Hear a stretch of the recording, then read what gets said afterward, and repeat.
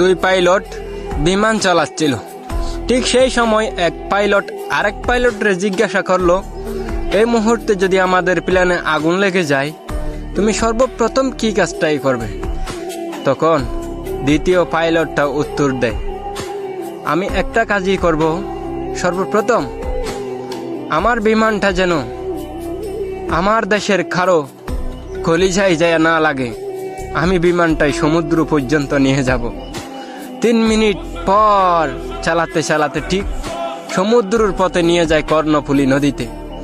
আরে নিজের জীবন চইলা গেল, কিন্তু দেশের মানুষকে যাইতে দিল না। এইরকম একটা পাইলটেরই দরকার আমাদের দেশে। ঠিক তেমন মানুষ বলে না, এখনো পর্যন্ত মানবতা শেষ হয়নি।